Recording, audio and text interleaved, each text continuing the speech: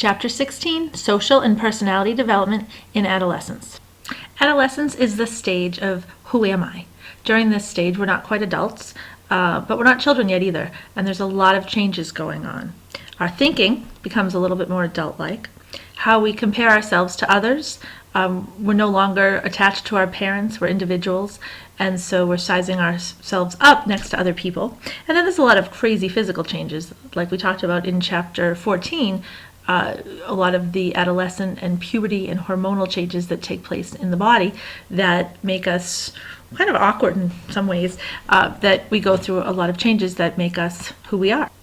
In adolescence, when we talk about our self-concept and what am I like, where previously we probably cared more about our own thoughts of ourselves and maybe even parents, it becomes broader at this point where we care a lot more about others and how others view us, and kind of thinking simultaneously about how others view us and how we view ourselves.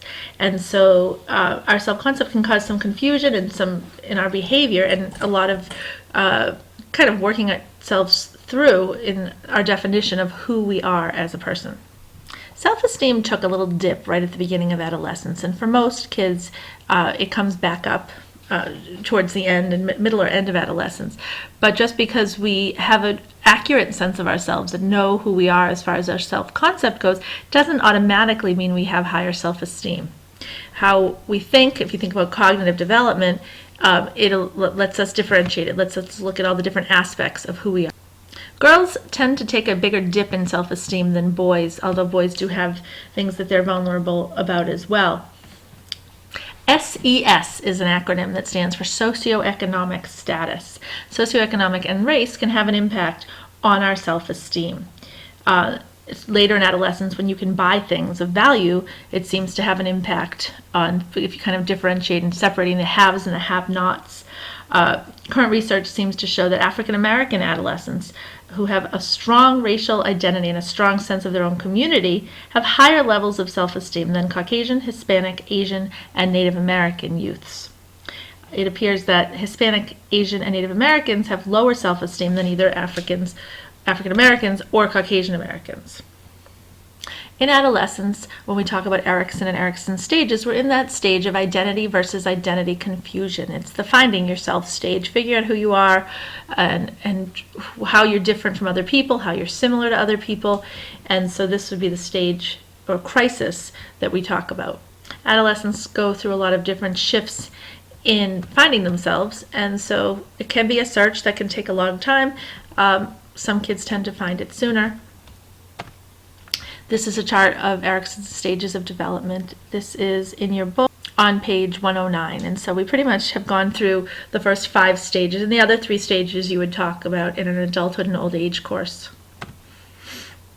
During this stage, it can be very stressful for teenagers. They shift from having a reliance on their parents to more reliance and more influence from their peers, and that relationships are very important. I think most teenagers would select to hang out with friends over family, and that is a big shift that happens around this time. And then this will lead into intimacy versus isolation when they get into early adulthood, which would be the beginnings of forming relationships, intimate relationships, or even strong friendships. A psychological moratorium. Psychological moratorium is a period of time when teenagers, adolescents, take up time off from their responsibilities and explore different roles and different other possibilities of things they might want to do, what they might want to be. Some of the critics of Erikson's theory say that he used male development and how men are with relationships and how men go through stages, and then he just kind of said, okay, and women do the same thing, without really researching and looking at how women develop possibly differently. And we had talked about Carol Gilligan in previous chapters, and Carol Gilligan said women go through and develop their identity in terms of their relationships with other people, and so that's a slightly different perspective, thinking about women and men and their development as a little bit different. In your book on page 410 and 411, you'll see the discussion about James Marcia and his 4 states of identity. And it's states of identity, not stages of identity, because you don't have to go through all 4. And what he looks at is identity achievement, moratorium, identity foreclosure, and identity diffusion. And this chart sort of looks at whether or not there's a crisis and an exploration, and then whether or not there's a commitment. Identity achievement is the identity where a teenager commits after going through a period of crisis where they consider various alternatives. So they might try on different hats, think about different possible careers. It could be about who they might be, and go through a period of exploring and exploration about who they might be, and then figuring out who they are, and that would be identity achievement. Identity foreclosure is prematurely committing to an identity without exploring other options. So it could be that your parents were both doctors, so you decide you're going to be a doctor because that's what you're supposed to do. And it could be that you let somebody else make the decision for you. It could be that a life event happened that made the decision for you. It could be that you got in trouble and you got kicked out of school, so you had to go find a job and couldn't go to college. It could be that any event that you kind of don't try on different hats and you just prematurely commit. Moratorium is a category where teenagers try different alternatives, but they have not yet committed. So they're still in the process.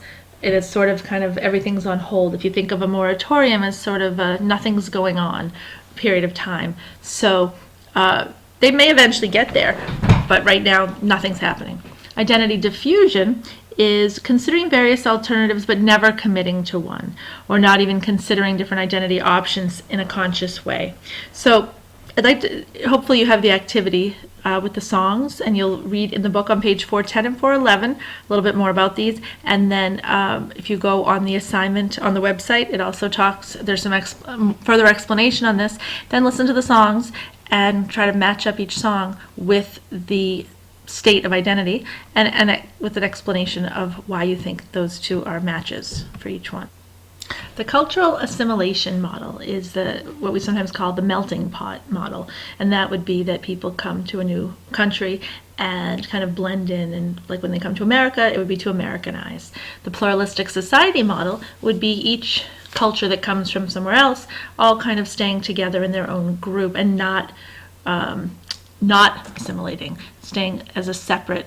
I think you literally look at the interpretation and you look at the words plural, meaning multiple, and society, so multiple societies.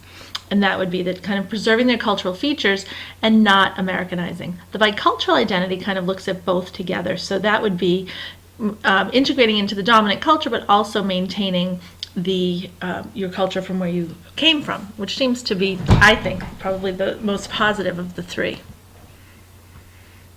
Depression and suicide are two big issues when it comes to teenagers. A lot of teenagers go through periods where they feel sad or hopeless, and many even experience major depression. A lot of different factors can come into play. It can be biological, it can be environmental, it can be social.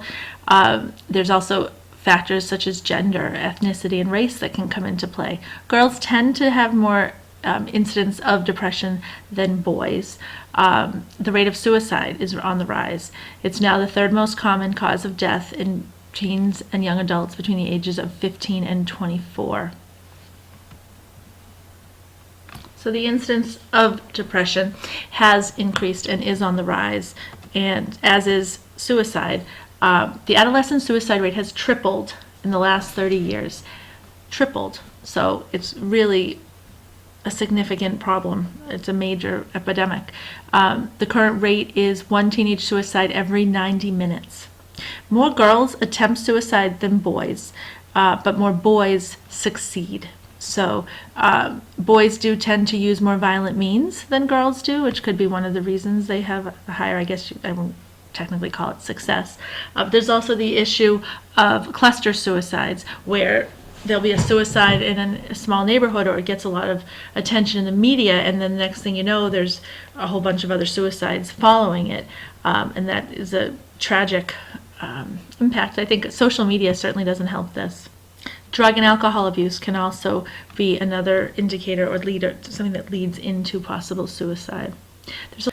On page 415 in your textbook, there's a great list on how to help if you are worried about someone you know was related to suicide. But some of the clear warning signs for suicide possibility are directly or indirectly talking about committing suicide, making arrangements as if they're going on a long trip, giving away prized possessions, writing a will, dramatic changes in behavior, preoccupation with death in music, in art, in literature. So obviously any of these could mean nothing, but you definitely want to pay attention because it'd be better to butt in when you're not supposed to and save somebody's life.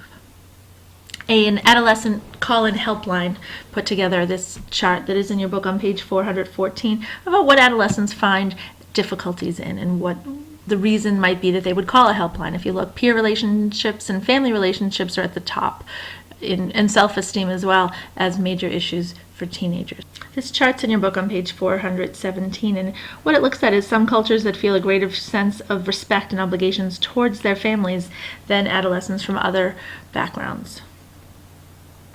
One of the things I noticed in many of your papers where you had interviewed an adult about an adolescent was that a lot of you agreed with your parents on a lot of their feelings about teenagers. And one of the things people have found is that we talk about this generation gap and how we're so different from our parents. But it turns out that teenagers and their parents tend to share the same major important values.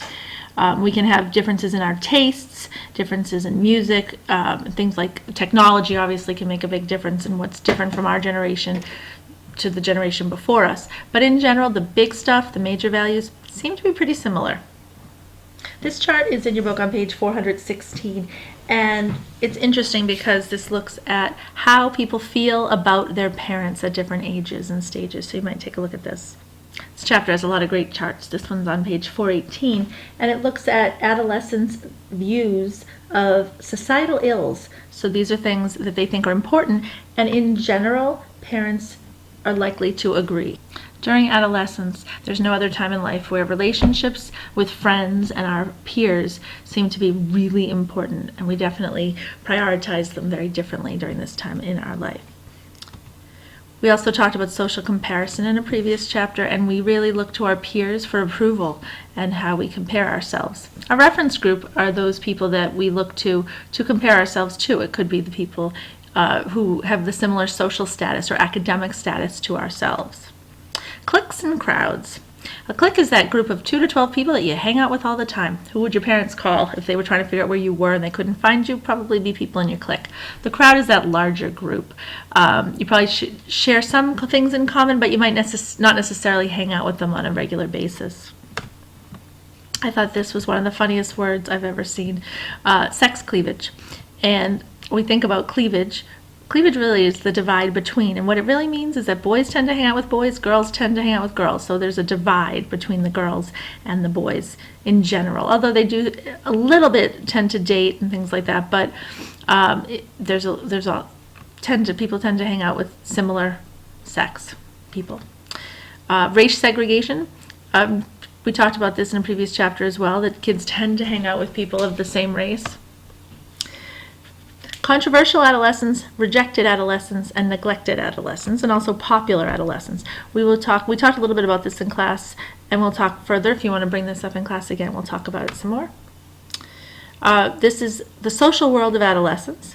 It looks at those 4 categories, and again, ask me in class, and you want to definitely take a look in the book at these different levels of popularity. This takes a look at what people like and find attractive. This chart looks at what makes people high status. So they look at high school girls and high school boys, and they ask college men and college women which of these categories they thought were most important. Peer pressure. It's not what I thought it was going to be when I was in school, what you expected it to be from health ed, and we'll talk more about that in class. Under-socialized delinquents are the ones who don't have a lot of discipline or not a lot of supervision. Those are the ones who are more likely to get into crime and continue to be criminals. Socialized delinquents are the ones who maybe go through a short period of time where they engage in petty crime, but usually grow out of it. We can talk in class about virginity pledges and how effective those are. And sexuality, heterosexuality, homosexuality, and bisexuality. And that's another topic we can talk about in class as well, as far as what determines sexual orientation. And I will see you in class. Have a good week.